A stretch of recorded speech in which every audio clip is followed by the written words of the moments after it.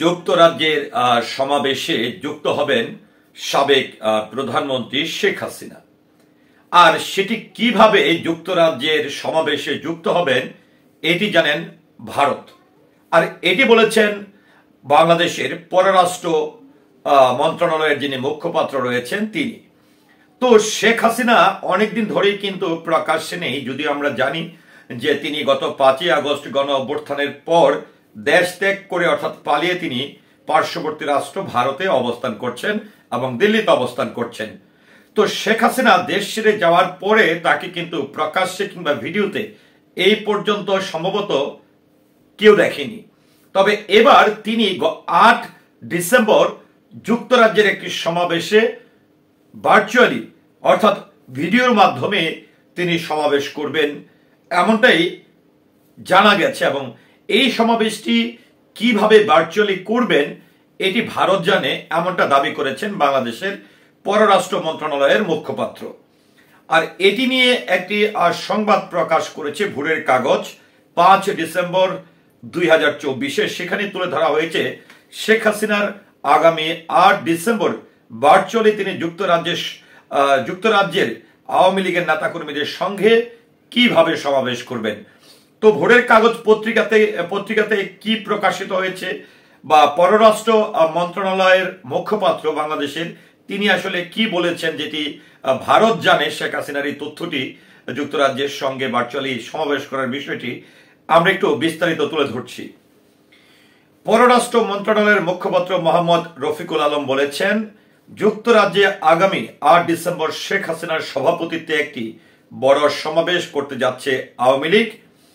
যুক্তরাজ্য আওয়ামী লীগ আয়োজিত সমাবেশে ভার্চুয়ালি যুক্ত হবেন শেখ হাসিনা। তিনি কিভাবে এই সুযোগ পাচ্ছেন এটা ভারত বলতে পারবে।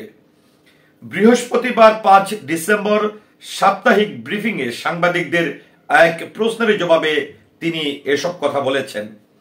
রফিকুল আলম বলেন, আমরা পত্রিকার মাধ্যমে জেনেছি এরকম একটা রাজনৈতিক মিটিং আছে, উনি শেখ হাসিনা বক্তব্য রাখবেন। আপনারা যেরকম জানেন আমরাও সেরকম জানি। কিভাবে এটা ফেসিলিটেট হচ্ছে এটা আমার বক্তব্য দেওয়ার বিষয় না। তিনি ভারতে আছেন, ভারত সরকার কিভাবে এটা হ্যান্ডেল করছেন তারা এটা ভালো বলতে পারবেন।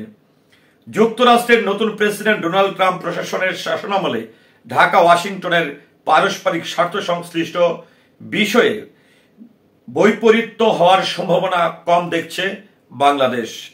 যুক্তরাষ্ট্রের নতুন প্রেসিডেন্ট ডোনাল্ড ট্রাম্প প্রশাসনের শাসনামলে ঢাকা ওয়াশিংটনের পারস্পরিক স্বার্থ সংশ্লিষ্ট বিষয়ে বৈপরীত্য হওয়ার সম্ভাবনা কম দেখছে বাংলাদেশ। পররাষ্ট্র মুখপাত্র বলেন, যুক্তরাষ্ট্রের সঙ্গে সম্পর্ক বহুমাত্রিক। যুক্তরাষ্ট্র আমাদের অন্যতম বাণিজ্যিক অংশীদার। এছাড়া দুই দেশের মধ্যে পারস্পরিক স্বার্থ সংশ্লিষ্ট অনেক বিষয় আছে। দীর্ঘ 5 দশকের সম্পর্কে বাংলাদেশ ডেমোক্রেট এবং রিপাবলিক উভয় দলের অধীনে সরকারের সঙ্গে কাজ করেছে। তিনি আরো বলেন, আমাদের 5 দশক সম্পর্ক পর্যালোচনা করলে এটা সহজে অনুমান করা যায়, ক্ষমতাসীন দলের পরিবর্তন হলেও এর সঙ্গে তাদের পররাষ্ট্র ও কৌশলগত অবস্থান এবং জাতীয় লক্ষ্যগুলো অনেক সময় অপরিবর্তিত থাকে। আমরা আগেও ট্রাম্প সরকারের সঙ্গে কাজ করেছি। আমাদের দুই দেশের পারস্পরিক স্বার্থ সংশ্লিষ্ট বিষয়েও বৈপরীত্য হওয়ার সম্ভাবনা খুবই কম।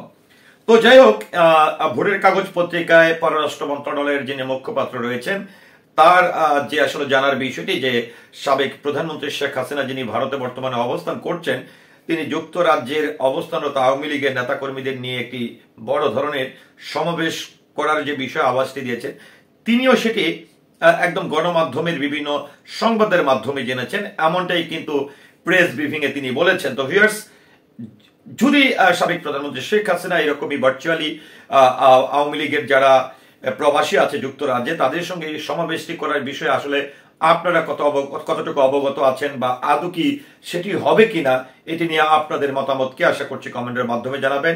সেই সাথে পুরো ভিডিওর সঙ্গে থাকার জন্য অসংখ্য ধন্যবাদ। আসসালামু আলাইকুম।